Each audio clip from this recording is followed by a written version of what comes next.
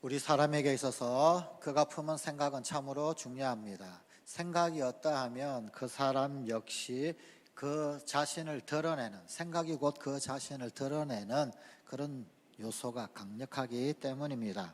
그래서 한 사람의 인생은 그 생각에 의하여서 결정 지어지는 경우가 많이 있습니다. 그래서 생각이 변화하게 되면 그 삶도 변화하게 됩니다. 그래서인지 구약 성경의 잠언 23장 7절은 대저 그 마음의 생각이 어떠하면 그 위인도 그러한즉이라고 말씀합니다.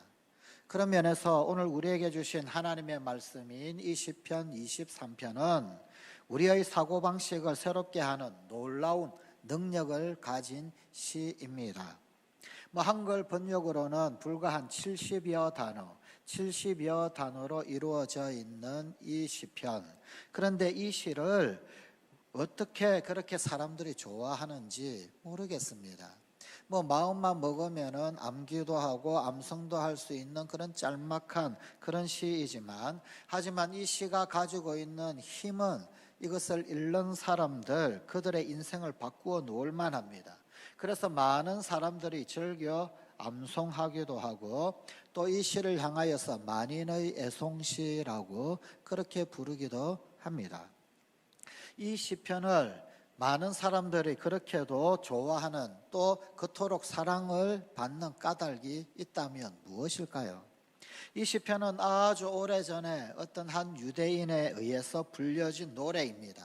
하지만 마치 어저께 혹은 아니면 조금 전에 기록한, 혹은 아니면은 또 내 곁에 어떤 이웃이 기록한 것처럼 그렇게 느껴지는 시입니다. 우리와 전혀 다른 환경, 전혀 다른 역사, 그리고 전혀 다른 시대의 사람의 기록입니다. 하지만 아주 우리와 가까운 사람, 심지어 나의 형편, 환경을 잘 아는 사람, 내 이웃 혹은 아니면 친구와도 같은 그런 사람이 바로 나를 위해서 이 노래를 지어 만들고 부른 것처럼 그렇게 느껴집니다.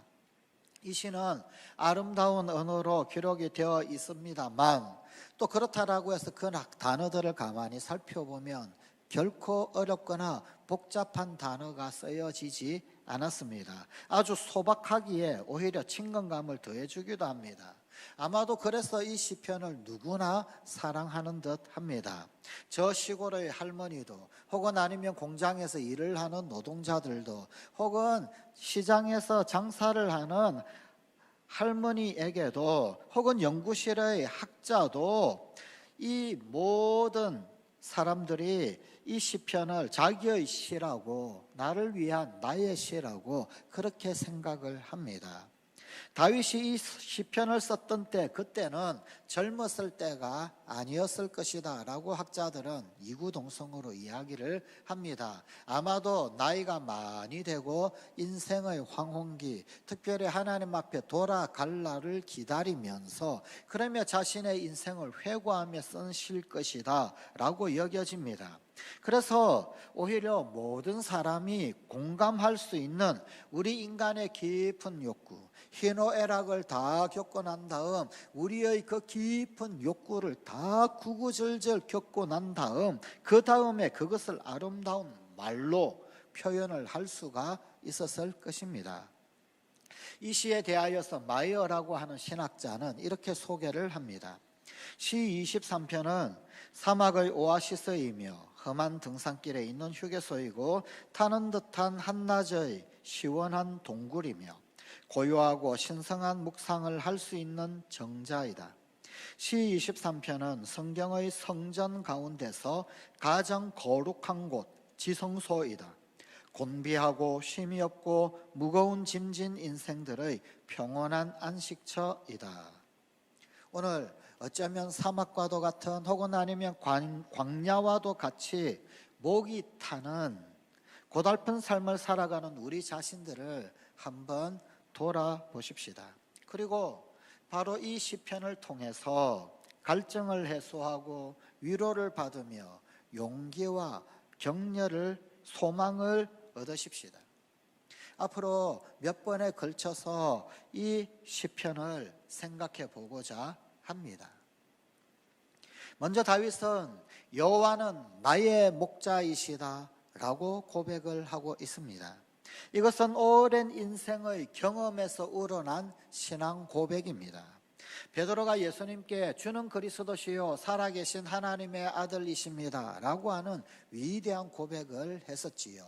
하지만 정작 베드로가 이 고백을 했을 때는 사실상 아직 그는 예수를 그리스도로 믿지 못하고 있던 때였습니다. 아니, 믿기는 했지만 그러나 그 스스로 자기 자신이 고백하는 그 고백이 진정 어떤 의미인지 정확히 알지는 못했던 때였습니다.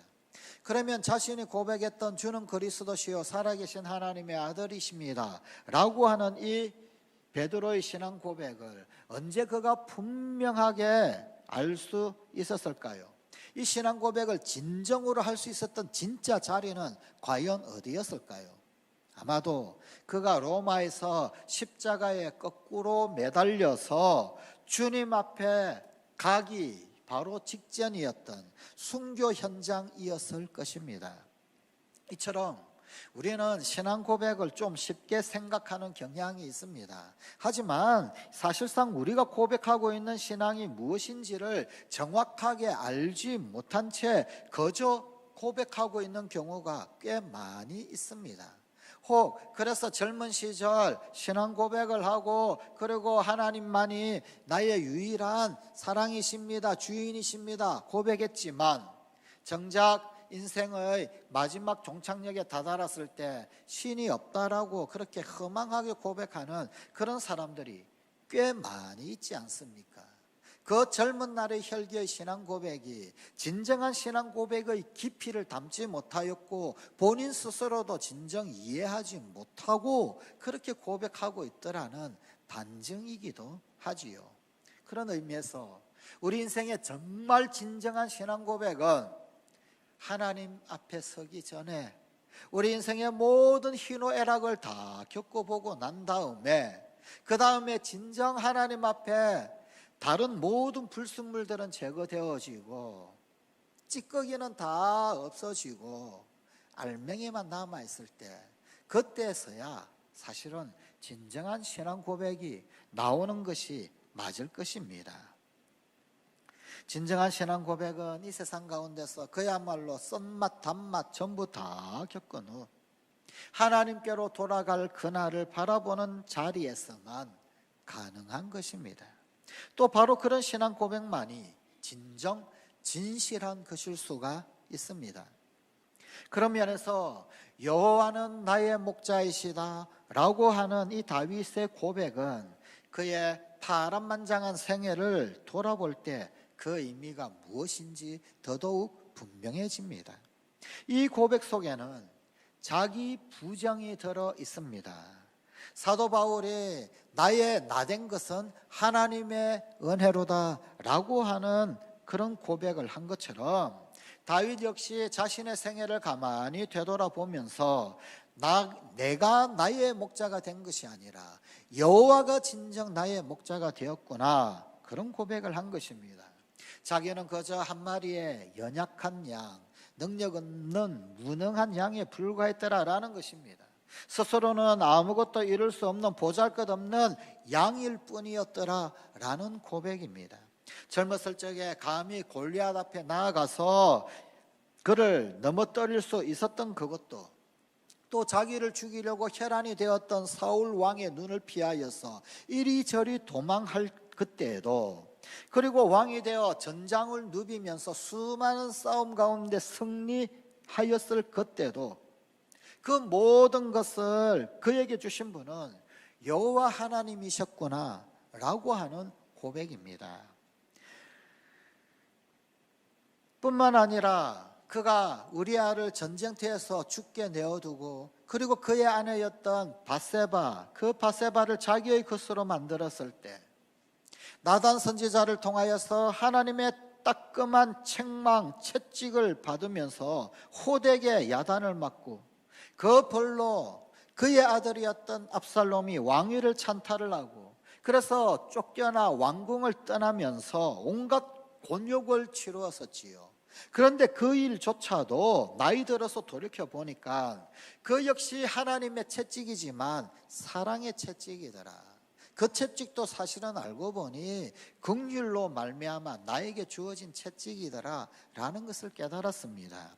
그릇된 길로 가는 자, 죄의 길로 가는 자를 그냥 모른 척 내어버려 두고 헛된 길로, 망령된 길로 그냥 계속 쭉 가라고 내버려 둔 것이 아니라 그 길에서 건져주셨고 그 길에서 돌이키게 해주셨고 채찍질 해서라도 깨달아 알고 바른 길로 돌아오도록 하게 하기 위한, 그래서 여호와는 그의 선한 목자가 되어주신 일이었더라라는 것입니다. 또한 다윗은 여호와 하나님을 나의 목자라고 고백하면서 다른 사람의 경험을 통해서가 아니라 바로 다윗 자기 자신의 자신의 모든 인생의 경험을 통해서 얻은 신앙 고백이다 라고 하는 사실을 드러내고 있습니다. 누가 가르쳐 주니까 그래서 그것 앵무새처럼 배워 따라한 것이 결코 아닙니다. 하나님은 나의 생에 깊숙이 들어오셔서 나를 가르치셨고 나를 인도하셨고 나를 책망하셨고 혹은 나를 건져내셨고 나를 보호하셨고 나에게 힘을 주셨고 혹은 아니면 때로 나에게 채찍질하셨고 나에게 혹은 위로하셨던 분, 그분이시더라 그런 뜻입니다. 나를 많은 양떼 가운데서 통째로 그 모든 양떼 사랑하여서 그 안에 있는 나는 자동적으로 그 사랑 안에 들어가게 된 것, 돌보아주는 모든 양떼를 돌보아주는 김에 나도 도움을 받는 그런 관계가 결코 아닙니다. 나의 이름을 지목해서 부르고 나의 시선, 나의 눈동자에 눈동자를 맞추어 주시고 그리고 나를 향해 얼굴을 돌리시고 나에게 말씀해 주시는 그 하나님을 다윗은 지금 고백하고 있는 것입니다. 여호와 하나님은 물론 온 우주 만물의 하나님이십니다. 만민의 하나님이십니다. 또한 만민의 주가 되십니다. 맞습니다. 그러나 하나님은 전체로 우리를 만나시는 것이 결코 아닙니다. 개별적으로 나를 만나 주시는 분이십니다. 그분은 마치 나 외에는 이 세상에 아무도 없는 것처럼 오직 나만 있는 것처럼 그렇게 나를 사랑하시는 분이십니다. 그렇게 나에게 대해 주시는 분이십니다. 그래서 나는 그분의 신부가 되는 것입니다. 만민을 사랑하시면서도 바로 나 한 사람만을 사랑하시는 것처럼 나를 대해 주시는 하나님, 그 하나님의 인자하심, 그 하나님의 자상하심으로 참으로 내가 그 놀라운 사랑을 누릴 수 있다는 것은 놀랄만한 일, 감격할 일입니다. 하나님은 만민에게 사랑을 다 골고루 나누어 주시지만 그 사랑이 만민에게 다 나뉘어지기 때문에 그래서 n분의 1의 사랑이 나에게 돌아오는 것, 그 모든 사람에게 사랑을 다 나누어 주셔서 n분의 1의 사랑만큼 나에게 오는 것이 결코 아니더라는 말입니다. 아니, 언제나 흡족하게 동시에 나에게만 특별히 주시는 사랑이 있습니다. 이것은 마치 연인 사이와도 같은 관계입니다. 사랑의 그 은밀함, 사랑의 그 기쁨, 사랑의 그 신비함, 그것은 사랑해 본 사람만이 아는 것입니다. 그래서 하나님을 만민의 주라고 고백하는 것은 부족합니다. 물론 하나님은 만민의 주이십니다. 온 우주 만물의 주인이시요 주권자이십니다. 맞습니다. 그냥 그렇게만 하고 끝하면 부족하다라는 겁니다. 여기에 더하여 나의 애인으로 고백할 수 있어야 합니다. 그래서 우리 신앙의 선조들은 하나님을 향하여 나의 하나님, 나의 주, 나의 여호와라고 언제나 고백을 했습니다. 언제나 나만을 사랑해 주시는 그런 애인을 가졌다라고 하는 사실은 얼마나 기쁘고 흐뭇한 일입니까? 우리가 흔히 연애 편지를 쓴다라고 그런다면 당신은 나의 태양 뭐 이렇게 하는 것처럼, 요즘은 그렇게 하지 않나요? 너무 고리타분한가요? 사랑을 해보세요. 그러면은 나의 태양이 되는 거예요. 사랑은 유치한 거예요. 사랑은 그 속에 흠뻑 빠지게 되면 정말로 유치해집니다. 그리고 그 상대방이 정말 태양처럼 보이고 그 상대방이 정말로 빛이 나는 것처럼 보이고 그런 겁니다. 그래서 스스럼 없이 태양이라고 빛이라고 별빛이라고 그렇게까지도 고백을 하는 것입니다. 바로 그런 마음으로 다윗이 주는 나의 목자이시다 라고 고백하고 있는 겁니다. 주는 정말 나의 태양이십니다. 지금 그렇게 고백을 하고 있는 것입니다. 하나님께서 그렇게 놀라운 분이시다. 성관가족 여러분, 하나님께 이런 사랑의 고백을 하신 적이 있으십니까? 주님이 나의 목자이십니다. 주님이 나의 태양이십니다. 그렇게 고백한 적이 있으십니까? 언제였습니까? 그런 경험이 혹 있다라고 한다면 당신은 정말로 행복한 사람입니다. 이런 고백을 할 수 있는 사람이 정말 행복한 사람입니다. 사랑하는 사람만 생겨도 유치찬란한 그런 고백을 하면서도 얼마나 행복해 합니까? 다른 누구, 그 누구도 이해하지 못하지요. 언젠가 드라마를 보니까 그런 그렇게 그런 이야기가 나오더라고요. 사랑하는 사람을 위해서 울고불고 난리가 났어요. 그랬더니 오빠가 너 정신 차리라고, 너 지금 비정상이라고 뭐 그렇게 이야기해요. 그랬더니 동생이 뭐라고 그러냐면은 오빠 사랑을 해봐. 오빠 사랑을 해봐. 사랑은 제정신이 아닌 거야. 사랑은 그만이 전부로 보이는 거야. 그런데 그게 정말 맞는 말이잖아요. 그게 찐 사랑이잖아요. 그렇습니다. 주님을 향하여 하나님이 나의 목자이십니다. 하나님이 나의 태양이십니다 라고 고백할 수 있는 사람, 그 사람이 정말 행복한 것입니다. 행복한 사람입니다. 도저히 해결할 길 없는 무거운 짐으로 마음이 답답하고 미칠 것 같을 그때 그분에게 나아가서 아무 말도 하지 말고 혹은 눈물만 쏟는다 할지라도 그렇게 마음을 내어 놓아 보십시오. 그분이 그 눈물의 의미를 아십니다. 그분이 그리고 위로해 주실 것입니다. 문제를 해결해 주시고 오히려 소망으로 가득히 채워 주실 것입니다. 결국 여호와는 나의 목자라고 하는 이 고백은 다시 말하면 여호와께서 나의 주인이시고 나는 그분의 양이다, 그런 말입니다. 과연 여호와께서 나의 목자이십니까? 과연 여호와께서 나의 주인이십니까? 하늘의 별이 엄청나게 많이 있습니다. 학자들은 하늘의 별이 2억 5천만 개 곱하기 2억 5천만 개가 있다고 합니다. 도대체 2억 5천만 곱하기 2억 5천만이라고 하는 숫자가 어떤 숫자인지를 모르겠습니다. 그런데 그만큼 하늘에 별들이 뿌려져 있다고 합니다. 이 넓은 우주 공간에 지구는 그야말로 한 점에 불과하겠지요. 우리 지구에서 가장 가까운 이웃별은 알파 켄타우루스라고 하는 별이라고 합니다. 이 알파 켄타우루스라고 하는 별에서 가장 좋은 망원경을 가지고 우리 지구를 들여다보면 지구는 먼지처럼도 보이지 않는다고 합니다. 이처럼 압도적으로 광활한 이 우주를 만드신 분이 여호와 하나님이십니다. 그런데 그분이 나의 목자, 나의 주인이십니다. 길을 가다가 흙이 있습니다. 그 흙을 호기심이 생겨서 현미경으로 한번 살펴보려고 합니다. 그 흙을 떠서 현미경으로 잘 살펴보니까 세상에 모래알갱이만 있는 것이 아닙니다. 그 속에 얼마나 많은 전자현미경으로 보니까 수도 없이 많은 몇 억이나 되는 그런 미생물이 있더란 말입니다.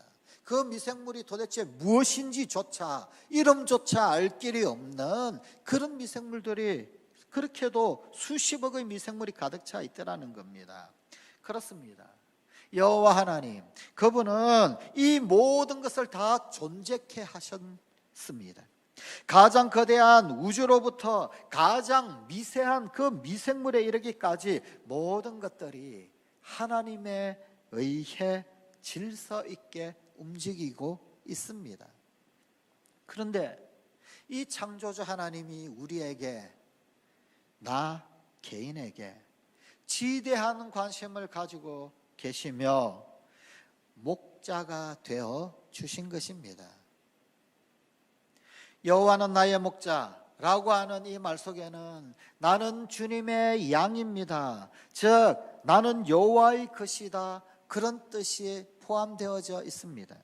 이사야서 53장 6절 말씀입니다. 우리는 다 양 같아서 그릇 행하여 각기 제 길로 갔거늘 여호와께서는 우리 모두의 죄악을 그에게 담당시키셨도다.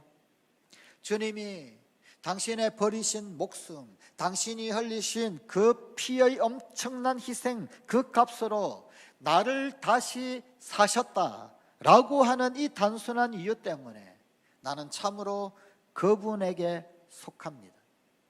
목자가 시장에 가서 양을 사오면 제일 먼저 하는 일이 있습니다. 이 양이 어느 목자, 어느 주인의 것이다 라고 하는 표식을 남기죠. 뭐 소나 말 같은 것은 화인을 남기죠. 그죠? 이 불에 태운 그런 쇠에 달구어서, 그래서 그거를 도장을 쿡 찍습니다. 낙인을 그렇게 찍죠. 그런데 양은 그렇게 할 수가 없다고 합니다. 특별히 양은 양털을 가지고 산업을 일으키기 때문에 그러면 오히려 피해가 되고 손해가 되지요. 그러면 이 양이 누구의 것이다 라고 하는 것 어떻게 합니까? 요즘 현대에는 귀에다가 라벨을 붙이지요. 혹은 아니면 전자칩을 이식하기도 하고 뭐 그렇기도 합니다. 그런데 고대 근동 지역에는 그때도 비슷하긴 했는데 귀에다가 어떤 흔적을 남겼습니다. 나무 판때기에다가 양의 귀를 댑니다. 그리고는 칼날이나 혹은 날카로운 것으로 그 목자의 것이라고 하는 표식을 귀에다가 새깁니다. 그럼 피를 흘리겠지요.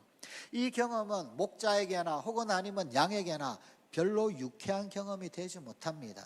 왜냐하면 고통에 따르는 그런 기억이요, 또 양이 아파하고 고통스러운 것, 그 주인이 목자가 마음이 편하겠습니까? 무엇보다도 피를 보아야 하는 그런 사건입니다.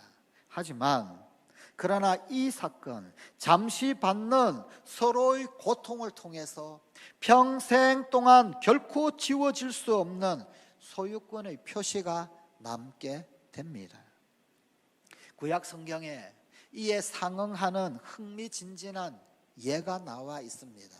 어떤 사람이 이 노예가 그 노예 기간이 다 끝나고 난 다음에 스스로 본인의 뜻에 의해서 나는 이 주인의 집에 속한 사람이 되기를 원한다 라고 할 때 그 어떤 의식을 행하게 되어 있었습니다.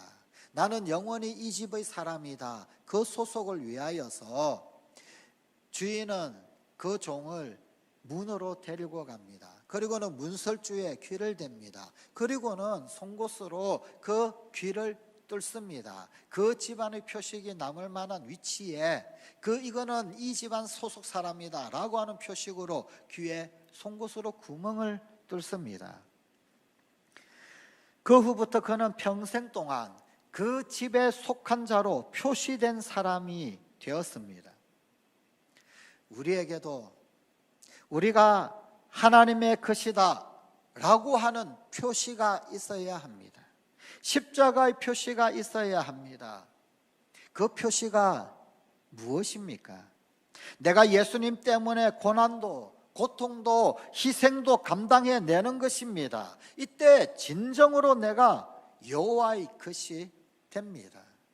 성관가족 여러분, 나는 그런 표식을 가지고 있습니까? 사도 바울은 이런 고백을 했습니다. 내 몸에 예수의 흔적을 가졌노라. 내 몸에 그리스도의 흔적을 가졌노라. 예수 믿기 때문에 혹은 세계 선교 감당하다가 이루 말할 수 없는 위험, 이루 말할 수 없는 고통, 혹은 이루 말할 수 없는 핍박을 받았습니다. 혹은 아니면은 질병인지도 모르겠습니다. 그것이 위협이었던, 고통이었던, 위기였던, 혹은 아니면 질병이었던 예수 때문에 당하는 그 어떤 희생이 있었습니다. 그 희생, 어쩌면 하나님께 떠나보내달라고 간구하고 기도하기도 했었습니다. 그러나 떠나지를 않았습니다. 그에게는 늘 희생이, 아픔이, 고통이 따라다녔습니다. 그리고 많은 세월 지나고 난 이후 그는 스스로 그렇게 고백합니다. 그리스도의 흔적을 내가 가졌다. 스티그마, 상흔이라는 말입니다. 우리말에는 그냥 흔적이라 되어 있지만 헬라어 원어에 스티그마라는 말을 쓰는데 좀 더 정확한 번역은 상흔입니다. 아픔으로 말미암아 남겨지게 되어진 흔적들을 말합니다. 그게 있더라는 거예요. 그렇습니다. 성관가족 여러분, 예수님의 그 어떤 표식이 내게 새겨져 있습니까? 예수님 때문에 고난도, 예수님 때문에 고통도, 혹은 예수님 때문에 희생도 감당한 그 흔적이 있으십니까? 그 스티그마가 있으십니까? 이때 진정으로 나는 진짜 여호와의 것, 하나님의 것, 예수님의 것이 됩니다. 당신은 주님을 위해 고통당할 준비가 되셨습니까? 당신은 주님을 위해 얼마나 희생할 수 있습니까? 사람이 양다리를 거칠 수는 없는 법입니다. 신앙에는 중간지대, 회색지대는 없습니다. 하나님의 것이 되든지 아니면 세상의 것이 되어야 합니다.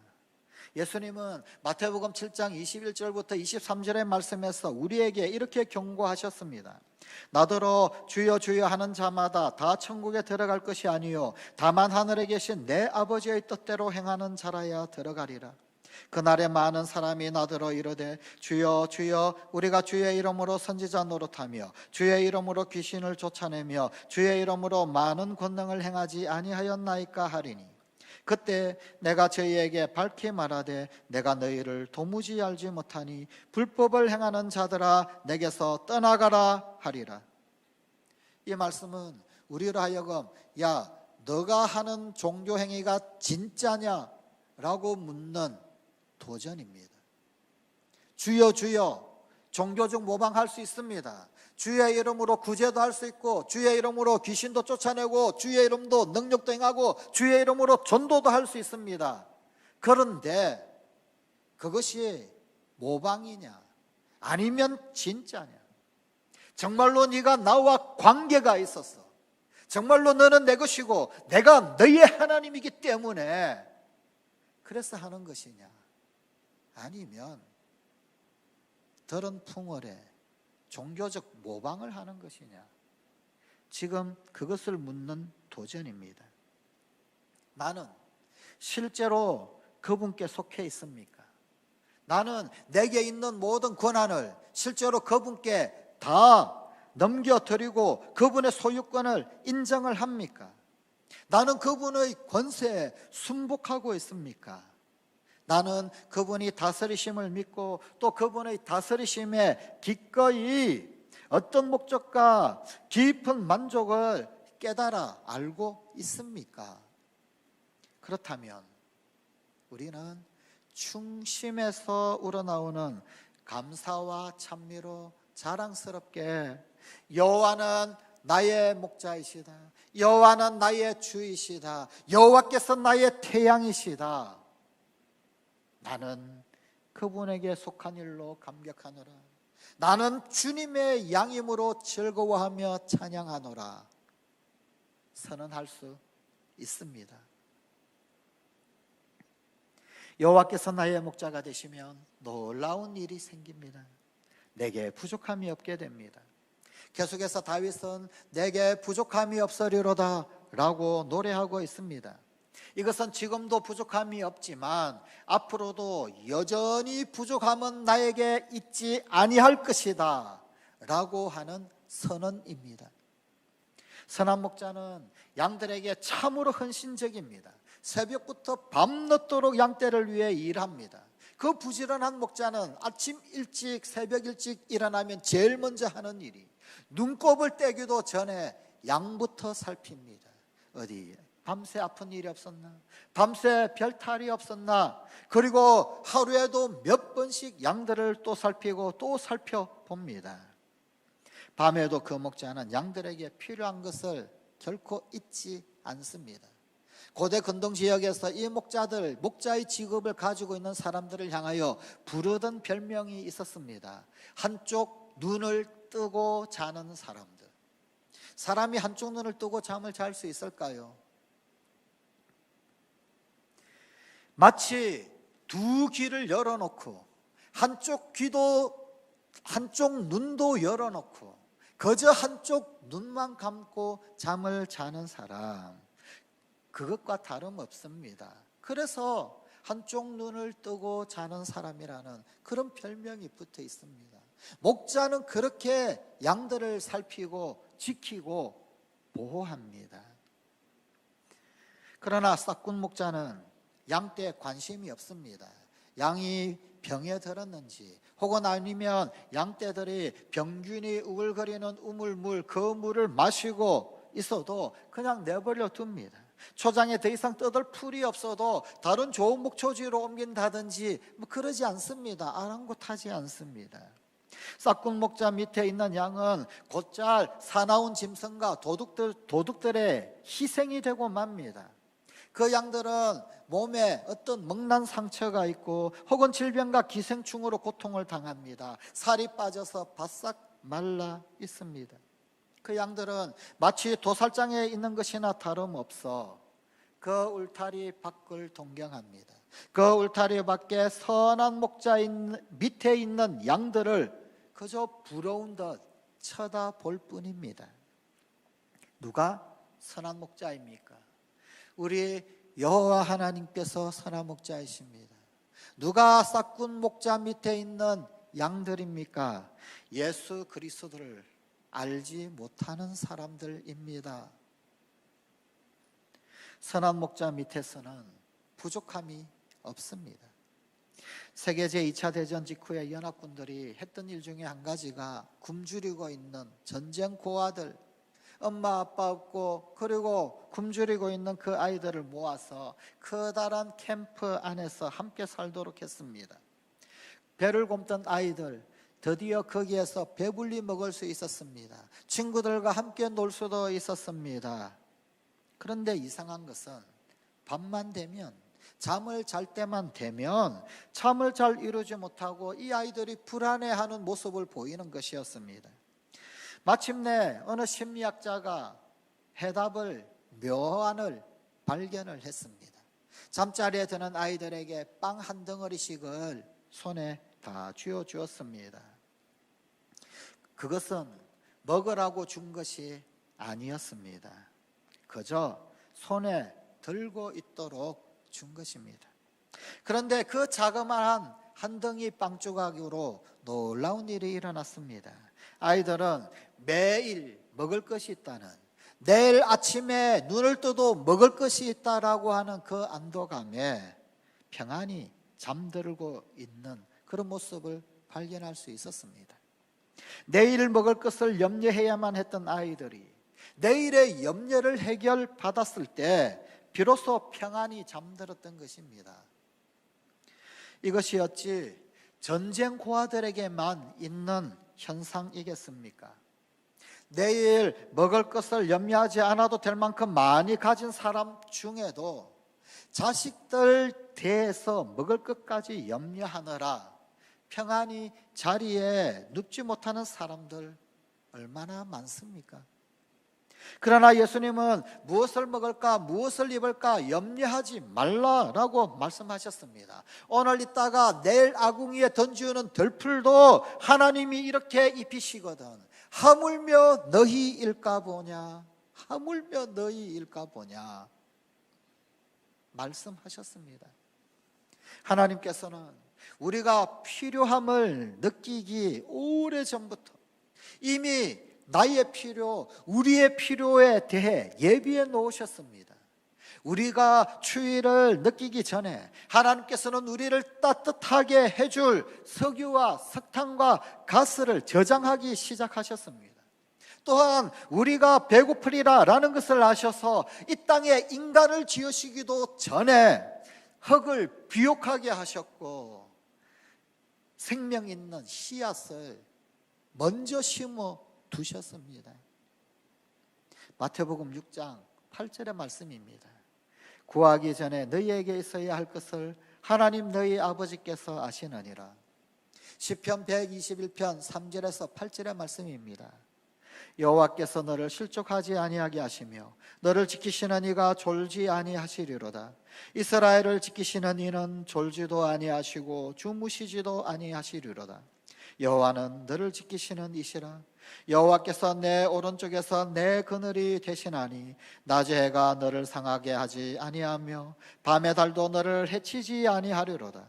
여호와께서 너를 지켜 모든 환난을 면하게 하시며 또 내 영혼을 지키시리로다. 여호와께서 너의 출입을 지금부터 영원까지 지키시리로다. 사랑하는 성관가족 여러분, 여호와 하나님을 나의 목자로 모십시다. 변함없는 사랑으로 우리를 은밀하게 사랑하시는 하나님을 모시게 될 때 우리의 삶은 안전하고 부족함이 없게 될 것입니다. 여호와는 나의 목자시니 내게 부족함이 없으리로다. 이 고백이 나의 고백, 우리의 고백이 되기를 기도하십시다. 하나님, 목자 없는 양같이 유리하며 방황하는 삶에서 이제는 벗어나게 하시고